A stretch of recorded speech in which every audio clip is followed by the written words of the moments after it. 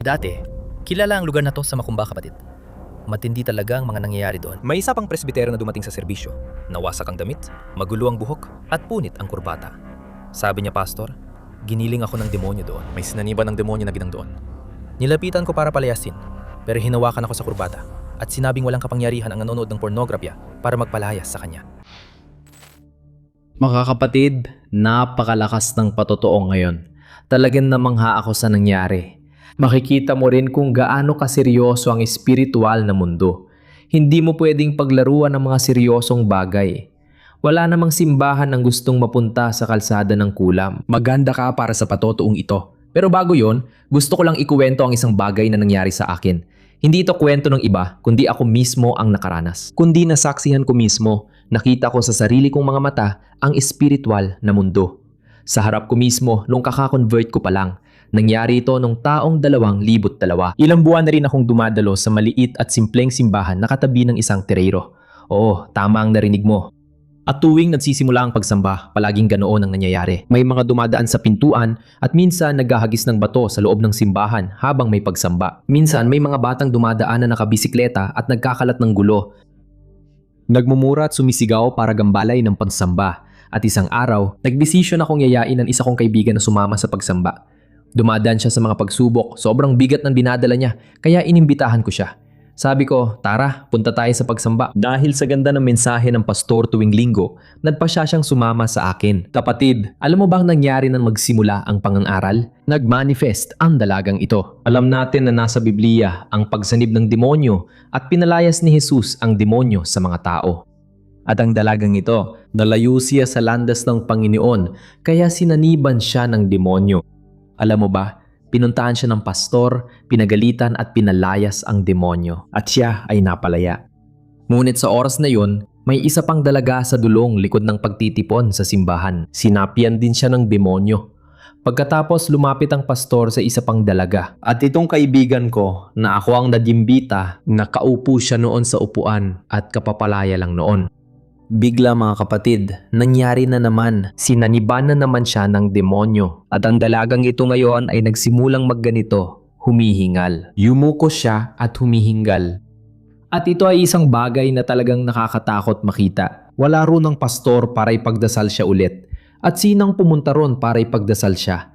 Kailangan kong pumunta dahil takot na takot ang mga matandang babae sa paligid ko. Pinanpatong namin yung mga puting plastic na upuan, alam mo yon?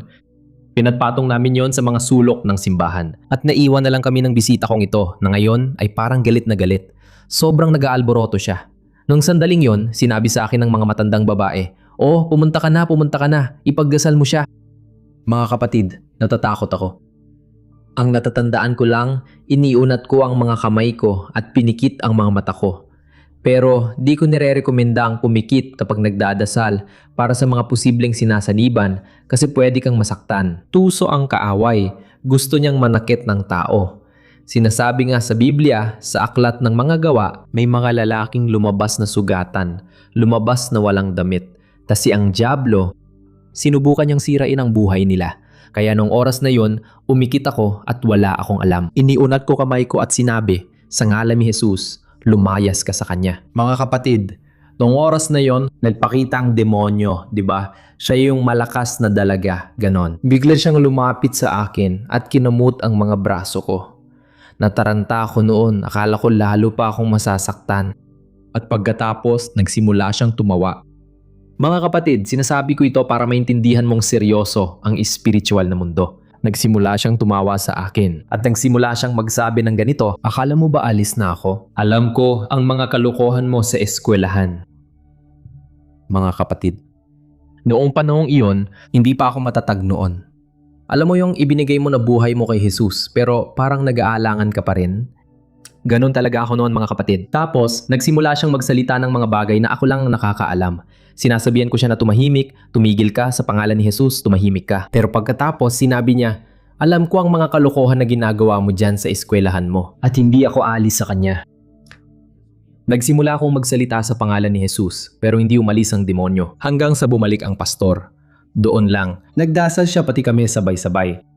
At ang dalaga ay napalaya. Hindi ko na kailangang sabihin, di ba? Kinabukasan, pumasok akong nagdarasal. Sabi ko, Diyos ko, protektahan mo ako sa eskwela mga kapatid. Bigla na lang. Pinayagan niyo ng Diyos para ako'y mapabanal. Kaya nagsisi ako sa mga kasalanan ko. Humingi ako ng tawad sa Diyos sa lahat ng maling ginagawa ko sa eskwela. Kahit nakilala ko na ang salita niya. Ikinukuwento ko ito sa iyo para makita mong seryoso ito. Hindi tayo pwedeng magbiro sa ganito. Ilalagay ko na dito ang patotoo. Kung gusto mo ng totoong kwento, pakisubscribe ka sa channel ko at i-activate ang kampanilya para updated ka sa mga bagong video. Okay? Tara, panoorin natin ang patotoo ni Pastor Andres Andreras. Makinig kang mabuti. Naalala ko mga kapatid na ako ay tagabantay ng pinto sa simbahan. Ay, kalwalhat yan. 4 na taon akong naging tagabantay ng pinto. Tanging ang naging tagabantay lang ang nakakaalam. Gusto ng pastor ko pumasok sa barangay mga kapatid. Pero hindi niya magawa. Sinusubukan niyang makapasok sa barangay, pero hindi niya magawa. Tapos, may isang kapatid na babae na lumipat sa barangay na yon na gusto niyang maabot ng iglesia. Malaki ang bahay at mga kalsadang walang labasan. Ano nga pala tawag dito, Pastor Moises? Yung kalsadang yon? Eskinitang walang labasan. Kalyeng, walang labasan, di ba? Walang daanan palabas. Pero ang lugar na yon ay kilala bilang baryo ng Macumba, kapatid. Grabe ang nangyayari doon. Sa kalsadang yon, maraming lugar doon kung saan ginagawa ng mga tao ang kaugaliang yon. Lumipat si kapatid na Elizabeth sa dulo, sa bahay na may bakuran. Tinawag niyang presidente at sinabi, Presidente, hindi ba gusto ninyong pumasok sa lugar na yon? Bumili ako ng bahay doon. nakahanda na ang lugar para simulan ninyo ang pagsamba. Itinalaga ng pastor ang presbiterong responsabale para sa pagsambang iyon. Pagkatapos, siya na ang namahala. Nagkaroon ng pagsamba nung linggo. Nung Martes, dumating siya sa punong tanggapan na may daladalang bungkos na mga susi. Sabi niya, Pastor, narito po ang susi ng gate ng bahay ng kapatid. Ayoko na po nito. Hindi ako tinawag ng Diyos para magpalayas ng mga demonyo. Hindi. Gusto ko pong magsermon tuwing linggo kapag puno ang simbahan. Pero ang magpalayas ng demonyo, hindi po para sa akin yon. tinawag ng pastor ang isa pang presbitero. Inatasan siya ng Huwebes para mamuno. Mga kapatid, parang kahapon lang yon, linggo. May isa pang presbitero dumating sa oras ng pagsamba. Sira ang damit, magulo ang buhok, at punit ang kurbata.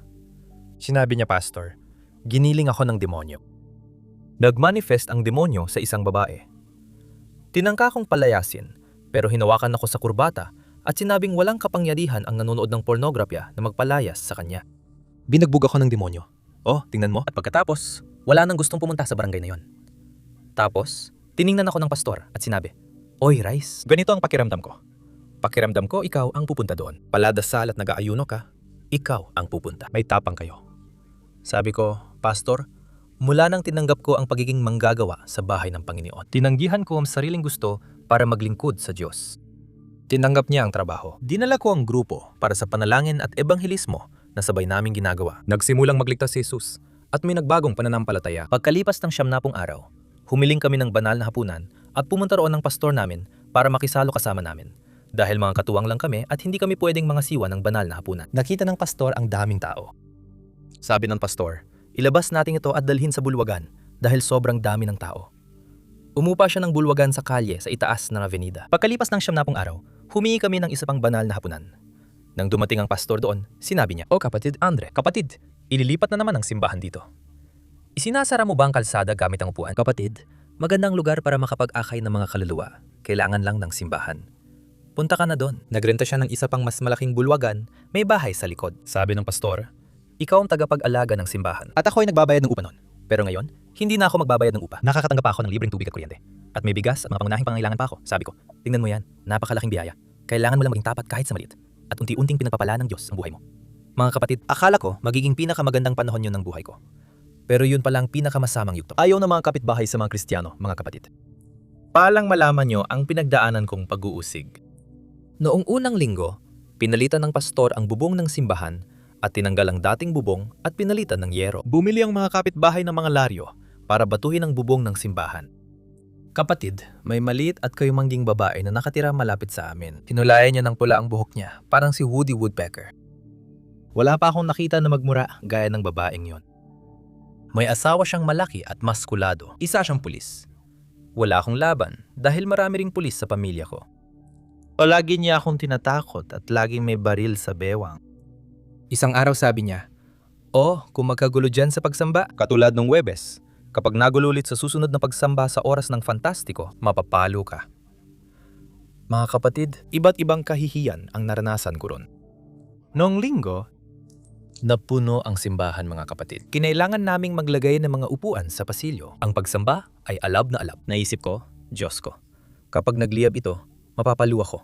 Sabi ng kapatid, mapapaluwa ko. Paano ko ito ayusin? Noon, tagatulong pa lang ako, hindi pa diakono. Ako ang namumuno sa simbahan. Mayroon akong tagabantay ng pinto na ang pangalan ay Antonio, na utal at bulol. Kapatid, gusto niyang mangaral at lagi akong kinukulit. Sabi ko, naayos ko ng problema. Tatawagin ko si Antonio. Utal at bulol siya at walang makakaintindi. At hindi ako mabububog. Tinawag ko si Antonio para mangaral. Nang umakyat siya, kinuha niya ang mikropono. Ang unang sinabi niya, kapatid, hindi ko siya gagayahin kasi hindi ko alam. Sabi niya ganito, alam ko na nako ang mga ngaral na yun. Habang nananalangin ako ng madaling araw, nakausap ako ng Panginoong Jesus. Sinabi ng Panginoon sa akin na huwag mangaral. Inutusan ng Panginoon ang mga hindi pa nababautismuhan ng Espiritu Santo na tumayo. Sinabi ni Jesus na bibinyagan niya ng Espiritu Santo ang 32 tao sa pagtitipon. Kapatid, bininyagan ni Jesus ng Espiritu Santo ang 32 tao. Kapatid, may mga kinailangang buhatin palabas dahil sa lakas ng Espiritu Santo. Pero pagkatapos ng pagtitipon, kaluwalhatian sa Diyos, kapatid. Kaluwalhatian sa Diyos. Pagkatapos ng pagtitipon, nagtipon ng lahat ng kapitbahay sa aming pintuan. Minura at ininsulto nila ako. Pero hindi ako nabugbog dahil binantayan ako ng anghel ng Panginoon. Noong Martes, sinabi ng pastor na magkakaroon ng pagbabago sa asignasyon. Lilipat sila sa ibang barangay, kaya magpapadala ako ng ibang manggagawa. Noong Huwebes, nagpaalam na ako at umalis. Sabi ko, babalik ako sa kongregasyong ito kapatid. Dahil may isang kapatid na babae na nangangaral na gusto ko talagang pakinggan. At pumunta ako doon, nakasuot ako ng sapatos na goma, pantalon, at umupo ako sa likuran. Pumunta ako roon para sumamba sa Diyos. Mga minamahal, habang nasa pagsamba, may isang kapatid na babae na lumabas at nagmartsa. Pakinggan ninyo. May isang kapatid na babae na lumabas at nagmartsa. Pumunta siya sa likod ng simbahan kung saan ako nakaupo. Tumayo ako na may matinding takot at gusto kong marinig ang tinig ng Diyos. Pero nagmartsa lang ang kapatid na babae. Wala siyang sinabi o ibinigay na mensahe. Nagpakalma siya at sinabi, kapayapaan ng Panginoon kapatid. Sabi ko, Amen, Santa. Sabi niya, naalala mo ba ako kapatid? Sabi ko, kapatid, ang laki ng lugar natin. Hindi ko masyadong maalala ang kapatid na babae. Umatras siya at sinabing, tingnan mo ako, isipin mong pulang buhok ko. Sabi ko, makapangyarihan ang dugo ni Jesus. Kristiyano ka ba, kapitbahay? Sabi niya, oo, Kristiyano ko. Sabi ko, napakagandang gawa, paano ka nabalik loob? Sabi niya, nung araw na inilipat mo ang mga gamit mo. Hindi na ako nakatulog pagkatapos. 5 gabi yon, natulog ako. Pabalik-balik ako sa higaan, ginigising ang asawa ko at sinabi, bakit natatangi ang mga mananampalataya? Bakit natin siya ininsulto pero hindi siya sumagot? Bakit natin pinahirapan ang binatang ito kahit hindi siya nawala ng respeto sa atin? Hindi ako makatulog, kaya pumunta ako sa simbahan para maintindihan bakit kayo naiba. Binuksan ni Jesus ang puso ko at tinanggap ko siya bilang tagapagligtas. Hawakan ang kaluwalhatian. Tinanong ko siya, yung asawa mong maskulado na laging gustong manakit sa akin sa pintuan ng simbahan? Sabi niya, di mo ba nakita yung basis ng simbahan? Ako at ang aking pamilya ay naglilingkod sa Panginoon. At gusto ka naming yakapin at pasalamatan dahil ang halimbawa mo sa buhay ang nagdala sa aming pamilya sa paanan ni Jesus Kristo. Dahil ang pamumuno ng simbahan ay nangangaral, pero isinasabuhay din ang ipinapangaral. Ang simbahan ay namumuno sa pamamagitan ng halimbawa. Sinasabi mong luwalhati sa Diyos na ing umaga. Ako ay nasa Serra Gausha, Enero. Nangaral ako sa Kongreso ng Misyon kasama si General Geraldo Campo. Nang natapos ang kongreso, noong linggo ng gabi, nasa pintuan ng simbahan ng asawa ko kasama ang mga libro namin. May kapatid na babae na lumapit sa asawa ko. Ilalarawan ko siya.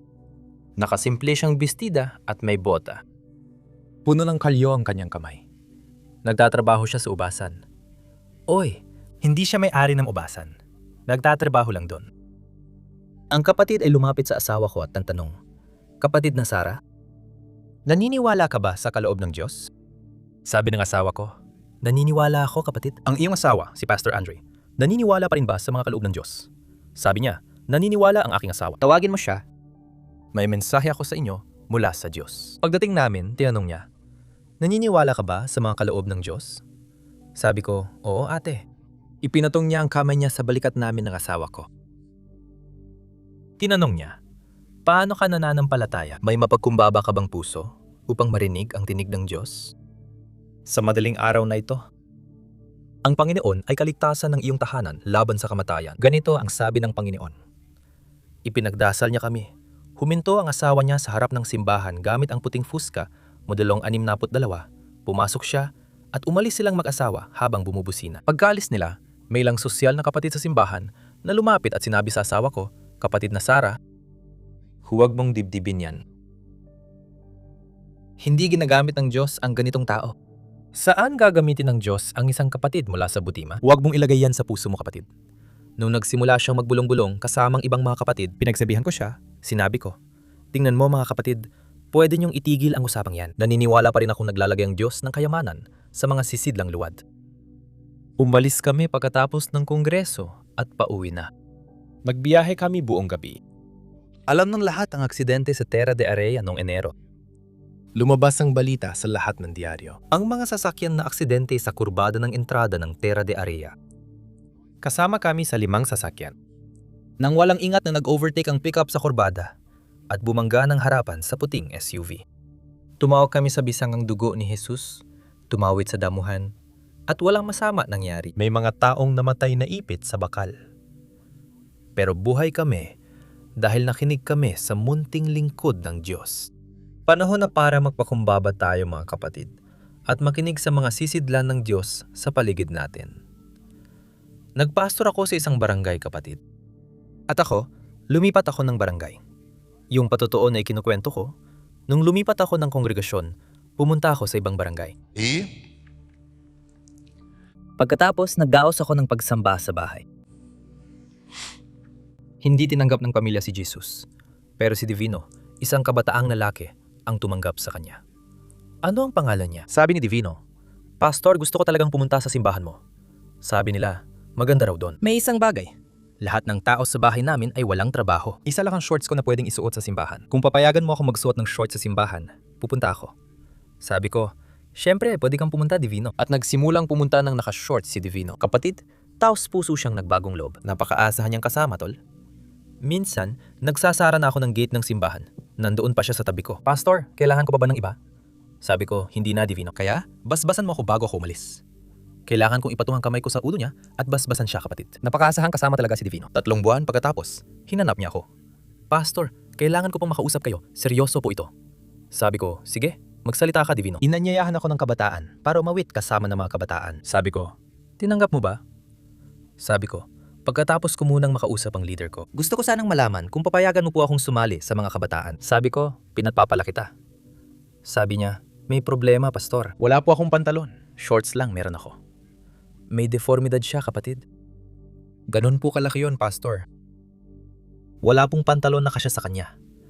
Kung merong ang ganung laki ng baywang, sana naasikaso na namin. Para lang may ideya kayo mga kapatid, ang palayaw niya noon ay kadirudo. Malaki talaga siya.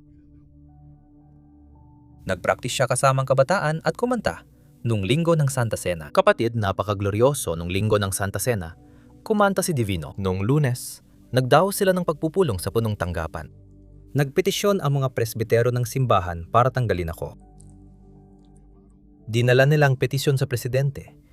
Sinasabi na hindi ko inaalagaan ng tamang doktrina ng simbahan. At nahinahayaan ko raw ang mga marurumi na kumanta sa simbahan. Pagdating ko doon, nandun na ako. Wala dito niyan, kapatid. Pero may grupo ng mga presbito na parang may dilang apoy, umaabot sa lagablab. Wala dito niyan. Salamat sa Diyos. Ayun mga kapatid, inakusahan nila at sinabi ang gusto nila. Pagkatapos nila magsalita, hiniling ko sa pastor na palabasin sila. Paggalis nila, ipinakita ko ang litrato ng lalaki kay presidente. Sabi ko, Presidente, ganito ang sitwasyon. Walang trabaho ang pamilya, pero matatag ang bata sa simbahan. Siya lang ang tumanggap kay Jesus. Pero, may pantalon ba na kasya sa lalaking ito? Kung may pantalon ako, ibibigay ko sana sa kanya. Pero wala talaga, Pastor.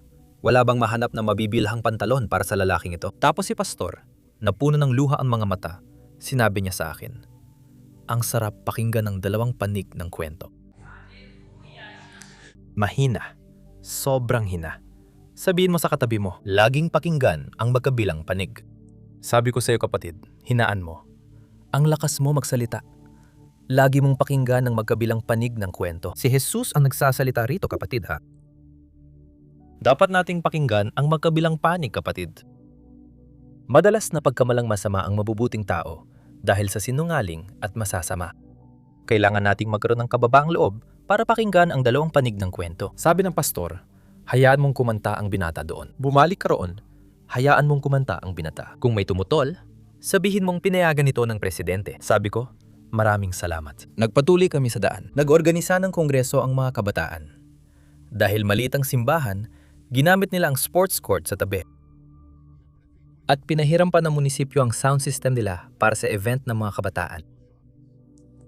Tapos dumating si Divino at sinabi, Pastor, Hindi ako sasali sa kongreso. Pastor, wala akong damit. Puro shorts lang ang meron ako. sabi ko Divino, gusto mo bang magdaos tayo ng kampanya ng panalangin sa simbahan? Anong oras, Pastor? 10:00 hanggang 11:00. Ilang araw? 7 araw. Ano ang layunin? Hihingi tayo ng mga damit sa Diyos. Nagbibigay ba ng damit ang Diyos, Pastor Andre? Sabi ko, nagbibigay ang Diyos.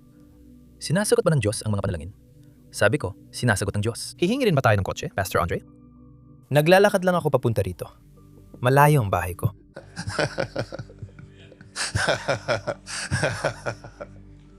Sabi ko, kalma lang Divino. Ang taas ng pananampalataya mo. Dahan-dahan lang tayo. Sigurado akong magiging maayos din ang lahat. Hilingin muna natin ang damit. Pagkatapos ibigay ng Diyos ang damit, saka natin hilingin ang kotse. Sinimulan na natin ang kampanya, kapatid. Nung Huwebes, bago magsimula ang kongreso, tinawag ako ng negosyante sa lungsod para magdasal sa bahay niya. Sabi niya, Pastor, aalis ako para magbakasyon kasama ang pamilya ko. Pakiusap po, ipagdasal ninyo na ingatan ng Diyos ang aming biyahe. Nagdasal ako para sa kanila, nagtsaa at kumain ng biskwit. Nang tumayo kami, tumayo rin siya at sinabi, Pastor Andre, alam niyo na propeta ko ng Diyos. Sabi ko, alam ko kapatid. Alam niyo ang takot ko sa mga bagay ng Diyos. Sabi ko, alam ko. Alam mo kapag nagsasalita ang Diyos sa pamamagitan ng bibig ko? Sabi ko, alam ko kapatid. Inistorbo ako ng Diyos nitong linggo. Dahil dinadalaw ako ng Espiritu at sinasabihan akong bumili ng mga damit. Problema lang, yung sukat na sinasabi ng Espiritu sa akin, hindi normal na mga sukat. At pumunta ako sa tindahan ng king size. Ang king size ay tindahan ng malalaking damit. Nagpunta ako sa king size pero walang ganong sukat. Binigyan ako ng may-ari ng tindahan ng kontak ng sastre na gumagawa ng damit ayon sa sukat. Pumunta ako roon at gumawa siya ng 2 ternong ayon sa sukat na ipinakita ng Diyos sa akin. Dahil malaki ang baywang ko, nagpagawa ako ng 4 na kamiseta dahil sa tingin ko, walang kamisetang kasya sa akin. Alam mo naman si Bettina, asawa ko, di ba? Tinanong niya kung sinabi ng Diyos ang sukat ng sapatos. Sabi ko, oo. Tingnan mo, 2 terno, 4 na kamiseta, 4 na kurbata, 2 sapatos. Bumili rin kami ng pabango. Hindi ko alam kung para kanino yon, pero pwede mo dalhin. Sabi ko, alam ko eksakto kung para kanino yon. Dinala ko ang mga terno, dumating kami doon. Sobrang saya kapatid. Biyernes, pagbubukas ng pagtitipon. Punong-puno ang gym kapatid. Sabi ko kay Divino, sa kotse ka lang. Hindi basta kotse, uninyo yon. Pero isipin mo yung uninyo na subok na meron ako. Sabi ko, mananatili ka sa loob ng uno. Kakanta ang mga kabataan ng 3 himno mula sa himnaryo. Patatayuin natin ang buong gym. Tatawag ako ng isa sa mga kabataan para magbasa ng tema. Ikaw yon. Pagkatapos mong basahin, naroon na si Presidente. Ipapaubaya natin sa kanya. Ang Presidente ang magdadasal at magbubukas ng pagtitipon sa ngalan ng Ama, Anak at Espiritu Santo tulad ng nakagawian sa lahat ng kongregasyon ng Asambleya ng Diyos. 3 himno mula sa harpa ang kinanta natin kapatid. Ang mga presbitero, dila ng apoy ay naroon lahat. Sabi ko, babasahin natin ang tema. Mga kabataan divino, halika at magbasa. Bumaba siya sa sasakyan at lumapit kapatid. Nakasuot siya ng pasadyang terno. Kamisa, sapatos na matulis ang dulo at mabangong mabango. Nang umakyat siya sa pulpito at nagbasa, bininyagan ni Jesus si Divino ng Espiritu Santo. Pakinggan mo ang sasabihin ko dito kapatid. Ako ang naging guro ni Divino sa Sunday School. Ako ang guro ni Divino sa basic na teolohiya. Ako ang nagpakilala kay Divino bilang katuwang. Tapos, itinalaga siya bilang usher ng kongregasyon. Itinalaga ko si Divino bilang pinuno ng mga kabataan ng iglesia. Itinalaga ko si Divino bilang tagapag-ugnay at guro ng paaralang biblikal. Ako ang nag-ayos ng panliligaw ni Divino. Ako ang nag-ayos ng engagement ni Divino. Ako ang nagdala sa kanya para magpakasal. Pinakasal ko si Divino. Ako ang nagtalaga sa kanya bilang presbitero sa kongregasyon. Ako ang nagsumiti ng pangalan mo, evangelista, sa presidente para madala sa konbensyon. At nang natapos ang panahon ko sa konbensyon, sa iglesyang yon, sinabi ng presidente, tapos ng panahon ng kapatid, lilipat ka na sa ibang barangay. Gusto mo bang magpadala ako ng manggagawa mula sa punong tanggapan o may itinaas na si Diyos na tao dyan sa barangay na yon? Sabi ko, hindi na kailangan magpadala mula sa punong tanggapan dahil may itinaas na si Diyos doon para ipagpatuloy ang gawain ng Panginoon. Sa araw ng pamamaalam ko, iniabot ko ang susi kay Divino at siya ang naging pinakamaimpluwensyang manggagawa sa lungsod. Dahil hindi handa ang mga tao, mga kapatid, kailangan nating magtiyaga. Ang mga dumarating sa buhay natin ay hindi perpekto at may mga pagkukulang. Pero ang ating pamumuno ang magpapabuti sa kanila. Ang ating pamumuno ang maghahanda sa kanila. At sila ay magiging mga maimpluwensyang leader, puspos ng Espiritu Santo, dahil ang simbahan ay gumaganap. Ang simbahan ay isinasagawa ang ganitong pamumuno na binabago ang mga di perpekto tungo sa pagiging perpekto. Aleluya mga kapatid, ako'y lubos na napatibay ng patotoong ito. Lalo na dahil sa sinabi niya, binabantayan ng Diyos ang mga maliliit, ang mga simple at madalas. Ang mga taong ito na, sa kung anong dahilan, hindi pasok sa pamantayan ng maraming simbahan. Ang mga taong ito ay minamaliit at ang Diyos ay hindi nagmamaliit sa kanila dahil nais niya silang mga mapagpakumbaba, naghahanap at nais mapasaya ang Diyos. Nawala yung kayabangan na madalas natin nakikita sa mga simbahan. Nawa ay magbangon pa ang Diyos ng mas maraming ganitong tao at purihin ang Diyos para sa buhay ng pastor na ito. Isasama ko rin ang kanyang patotoo. Siguradong mamamanga ka. Lingkod ng Diyos napapansin natin, di ba?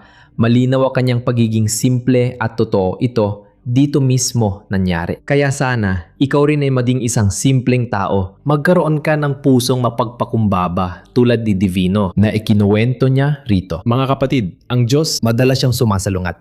Hindi lang siya sumasalungat sa mundo. Hindi, minsan sumasalungat din siya sa kasamaang palad sa mga simbahan dahil marami ang akala nila ay kasama nilang Diyos pero hindi naman.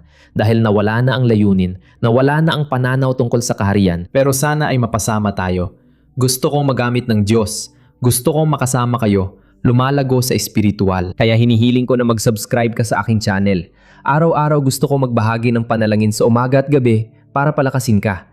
Iiwan ko ito ngayon. May iba pang patotoo mula sa kapatid na ito. Tunay na biyaya ito. Magugulat ka.